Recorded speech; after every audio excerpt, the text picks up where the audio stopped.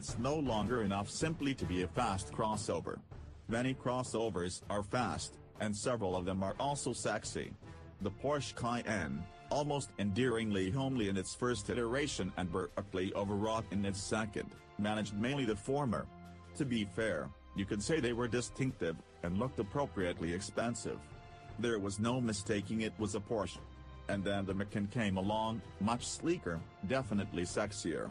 Now that the Panamera's gotten pretty after its much-needed makeover, the Cayenne's out of excuses.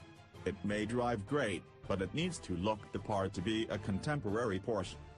To analyze both aspects of the new Cayenne, Porsche brought 3 versions to Crete for us to sample.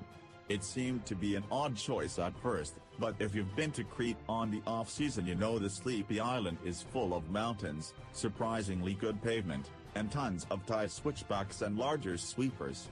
The variety of roads and paucity of traffic was the perfect setting to evaluate the Cayenne, especially with its new handling options. As the drive approached, we took a long, hard look at the new shape in the parking lot in the soft light of a Cretan morning. It's immediately apparent that the Cayenne is not quite a scaled-up Macan.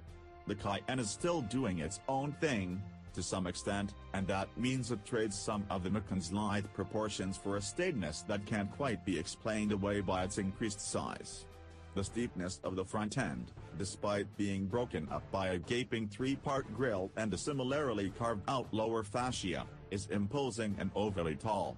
The headlights, fascinating and complex inside and more gracefully shaped overall, are perched awkwardly on top, frog-like.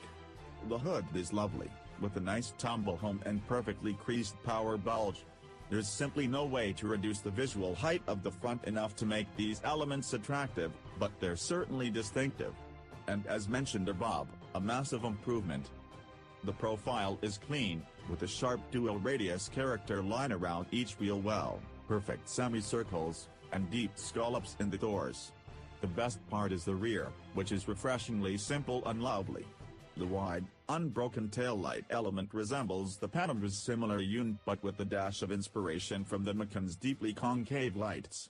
The convex shape forming the license plate cutout breaks up what would otherwise be a large, upright tailgate form.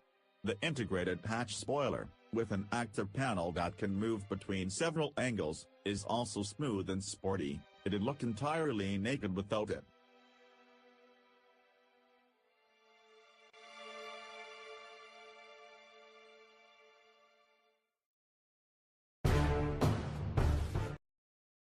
If